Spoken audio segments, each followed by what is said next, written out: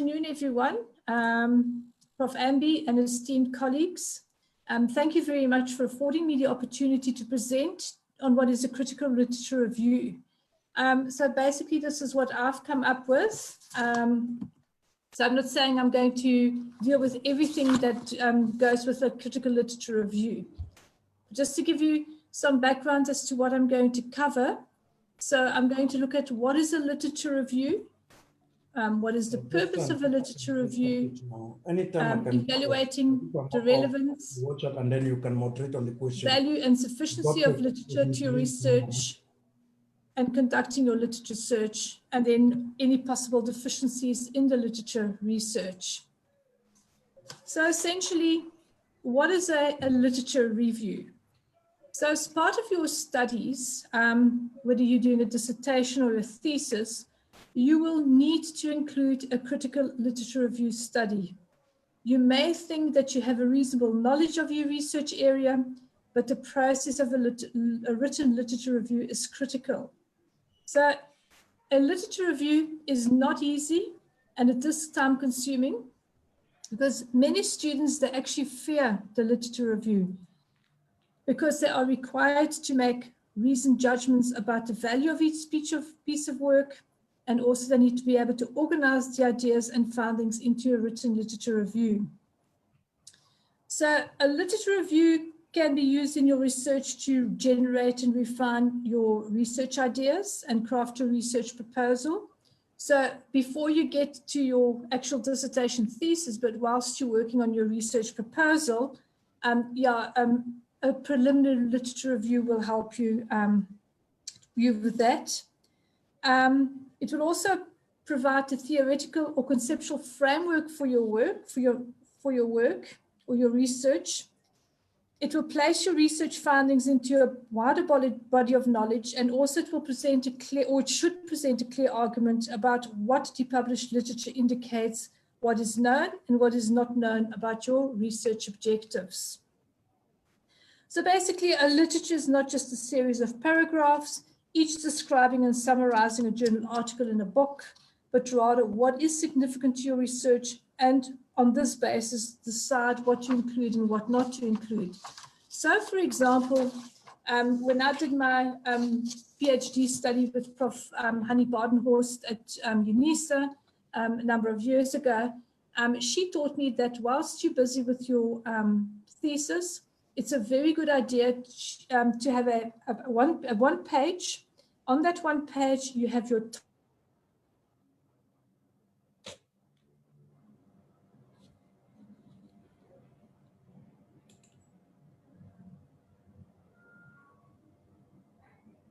within the scope of that study. You know, whilst you're doing a literature review and you're reviewing articles and reports, there are going to be so many things that are interesting. The only problem is that it's not going to be part of your objectives. And then the intention is to, or you get tempted to include it in your study because you're so excited about it because of it's important, but it's actually not relevant to your study, and you've got to keep within the structure of your objectives. So that was a very good thing that she taught me, and it's something that I've passed on to my students then later on as I then had to supervise. The purpose of a literature review are many, and that can be from providing the foundation on which your research is built, discussing the theories that underpin your research, to identifying the gap in the research in the particular field, to assisting students in gaining insight into the relevant research and what the emerging trends are, but mainly it provides supporting evidence that your research questions and objectives are worth researching. So what is very important in a study is that you justify the significance of your study. If you can't justify that your study, the contribution that your study makes, or why it's important, then why should people read your study? And it's one area when examiners are marking your dissertations, it's one area what they're going to be looking at. They're going to examine you on that. What is the significance or contribution of your study? Why should anybody care about your study? In other words, The purpose of a literature review, it contextualizes your research in relation to what research has been done previously. And also, it can also be used, a literature review, to develop your research instrument. That's then your research interview guide or your questionnaire, because of course, when you're doing a study, traditionally you have your introductory chapter, you have your literature review, your research methodology, and the way you collect data. And how do you collect your data is usually through interviews or focus groups, or you use questionnaires. And from your literature review, you will draw up your interview guide. And then once, of course, you've conducted that empirical data and you've analyzed your findings, then you need to link them back to the literature. So for example, do your findings support what the literature says? Because if it doesn't, if you just put in your literature review and then you forget about it, and then you analyze your findings, you know, the examiner will say, well, what was the purpose of your literature review? It's got to have a purpose. It's not there for fun or because we tell you it's got to be there. It's there for a reason. You've got to have that flow in your study. How do you evaluate the relevance, sufficiency, and sufficiency, sorry, I can't really read it on the screen. It's got the picture in front of it. The value, sufficiency, and the relevance, value, and sufficiency of literature to your research. So with regard to relevance, so how recent is your item? Does it meet your relevance criteria for inclusion, and does it support or contradict your argument? So I've examined studies, many PhD and master studies, and I've also been doing cohort reports of examination reports that have come back for masters and PhD studies. And with regard to the literature, I looked at some of the key points that examiners came back with, and one of them was sources are outdated. So if possible, your sources should be prior to 2015. So if I'm looking at public procurement, for example, I can't look at literature 1990 because so much has changed since 1990. I would have to look at more recent references like 2017 when the acts changed. I've got to refer to the relevant legislation. You know, that another point is that, so as a ballpark, your sources shouldn't be older than 5 years, so from 2015 onwards. Of course, it depends. If you're referring to Porter's value chain, then you would have to go back to Porter's initial research that he did in the mid-80s. Then that's acceptable. Another thing is that examiners come back with is that sometimes students did not include the most relevant sources. So if you're looking at public procurement, of course, you would have to bring in, you would bring in the Constitution, you would bring in the Municipal Management Finance Act, you would look at the relevant sources. The authoritative source on the topic, that's the one about Porter's 5 forces. He was the authority on it. Of course, you would have to go back to his original work that he published in the mid-80s when he came up with that. Another thing is what students tend to do is they make sweeping statements. So, for example, I've often seen comments where students say, there is a dearth of research. So if you say there is a dearth of research, include evidence. Because remember, the point of the literature is also to identify a gap in the literature, and that's why you're doing your research, because you've identified a gap. So if you're going to say, well, there's a dearth of research, then include the evidence. What evidence is there to show that there is indeed a dearth of research? So you would refer to other work that has been done on that particular topic, and how is yours different? Another thing is the value. Has the item been subject to review process prior to publication? Does it appear to be biased? What are the methodological omissions within the work? So what you would look at there is you would look at formally published items such as journals and textbooks, because those references have been peer-reviewed. Unlike if you go to Google, just Google, or you go to Wikipedia, that has not been peer-reviewed. Anybody can put anything there, and it shouldn't really go in your thesis, except that you could go to Google and then get a quick understanding of something. It will give you a very brief, quick understanding of a particular topic. But, you know, so you would look at journals and textbooks, or you can look at government reports, which are grey sources, government reports, business reports, conference proceedings, but as long as they're not controlled by commercial publishers. So if I'm looking at the automotive industry or the wine industry, I would then look at reports in the wine industry put out by WOSA. Okay, they're the organization for the wine industry, and they look at statistics and everything else. And you know that it's not a commercial publisher. So your information there is going to be sound.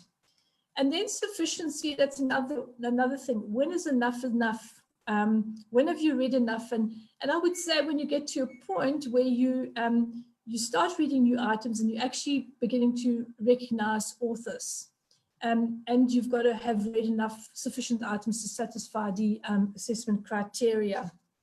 And that's quite complex when you hit that saturation point. How do you conduct your literature search? Yeah, so you would have a few keywords. You could go to online databases. So you can, I suggest that if you go to an online database, you go to Google Scholar, you go to AISCR, or for example, you go to the online public access catalog, which is OPAC through your university. And sometimes you can read the abstracts and you can immediately see if that's relevant to your study. And if it does, on Google Scholar, sometimes you can actually click on the PDF and you can download the whole PDF document. So then what I suggest is that, because I know I did my studies before a long time ago when we didn't have EndNote and everything else, but it's to save your articles and also keep your bibliography up to date. As you put something in, update that bibliography. Because I've known of students who have finished their study and then you say, okay, now where's the list of references? Oh, no, I'm going to start it now. And then it becomes a nightmare to try and go back and find all those references. So you keep that list up to date. But of course, now you've got EndNote that can help you with that. And then, of course, you can look at relevant literature referenced in books. You can browse and scan the literature in your library or general online searching. And then you would use keywords. If you're looking at supply chain challenges, you would put in supply chain, you would put in challenges. If you're looking at challenges in the automotive industry, you would put in automotive industry, supply chain challenges, and you would come up with little key sentences that you would put in into the do an online search with, and it would come up with a whole lot of articles, hopefully. Some possible deficiencies, and I did mention about the bibliographic details. Hey? Some exclusions, some deficiencies in the literature, which I've also found with examiners where they say that you've left out landmark studies. Like, for example, if you're talking about Porter, you've got to refer to you've got to look at landmark studies. What were some of the landmark studies? I would say if you're looking at public procurement, you would almost have to give an historical overview from 1993, from where we were to what we are today, to make sure that you are not leaving out landmark studies.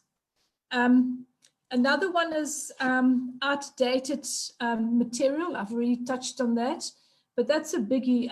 A lot of students, I don't know why they use old references, and if I could, I would get rid of all the old books in the library so that when, for example, if you're looking at the Saunders textbook on business research, some students will read the 2007 version, although I think there's a later one that came out this year in 2020.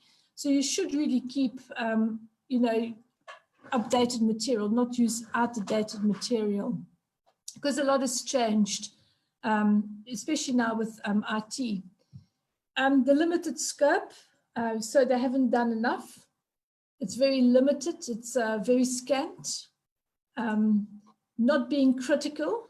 So then what happens is you get some students that will take a paragraph out of a book and they'll put in one reference, and then there's another reference, and there's another paragraph with another reference. So essentially what you're doing is you're taking someone's work and just condensing it and putting in paragraphs. You're not actually comparing it and being critical. So you need to critically look at that literature. That's also a fault that examiners have come back with, lacking synthesis. So with a thesis, you are limited with the number of pages and words that you can write. So ideally, you should have you've got your introduction, your literature review, your research methodology, your findings, and your final conclusion. And you can have more chapters, but essentially your literature review should not be the bulk of your study. Your findings should be the bulk of your study. So if you've got your literature review should maybe, I think maybe like a third of your total study, but it's got to be, it can't just go on and on and on. And that's why you use that funnel approach and you narrow it down and you synthesize it. And then also plagiarism, that is a big one. So when you're doing a literature review, make sure that you give reference where it's due. So you include the source. You don't pretend that it was your work, it was your idea, but you give credit where it's due. Yeah, there are different forms of plagiarism, like saying, passing things off as your own ideas, or not paraphrasing. Yeah, that is an enormous concern in academia, and it's really a breach of academic integrity when a person passes off another one's work as their own. And we do use, and how we pick it up is we use programs like Turnitin. But of course, you know, now with the internet and everything available online, it's actually much easier to it's much easier to cut and paste from the internet. And then sometimes you do, and then sometimes you forget where did they get that from. And yeah, you can be quite sloppy too. So, so in conclusion, just to wrap up, a literature review, it is necessary, so you can't get away from it. And it helps candidates or students develop a sound understanding of previous work that relates to their research questions and objectives. There's really no correct way to structure a literature review. You think of it as a funnel. You have to go out there. You've got to structure it yourself, depending on what your topic and your objectives are. You've got secondary literature versus grey literature. Now, secondary literature would be your academic textbooks, and it would be your journal articles. And then your grey literature would be your business reports. Yeah. And then, of course, before you conduct your literature research, you need to have clear research questions and objectives. So I think with any study, if you don't have clear research questions and objectives, I think you're going to run into trouble, because then you're almost like reverse engineering. It's like, let's see what I can find and then come up with my objectives. You need to have these objectives first. It's almost like a roadmap when you're going on a road trip. You need a map to know where you're going, because if you don't have that map, you're going to get very, very lost. And if you don't have clear research questions and objectives, and I've seen studies where you've got the topic and you've got the research questions and they don't link, and then you've got the literature review and that doesn't link, and then you've got the findings and that doesn't link to anything, and then you're in serious trouble. So that's the main thing, is to have those research questions and objectives. You also have the parameters of your research and generate the search terms and phrases. As I said, if you're looking at supply chain challenges in the automotive industry, you would look at supply chain challenges, automotive industry, because you would have to give an overview of the automotive industry. Yeah, challenges in the automotive industry, supply chain challenges in the automotive industry. And you've got to discuss ideas as widely as possible. So the idea is from a study, the idea is from a literature review or any study, a thesis or a dissertation. It's not just to get the end result, to get a piece of paper, but it's a process, and you want to learn along that process. So you've got to discuss ideas as widely as possible. And then lastly is to take care not to plagiarize.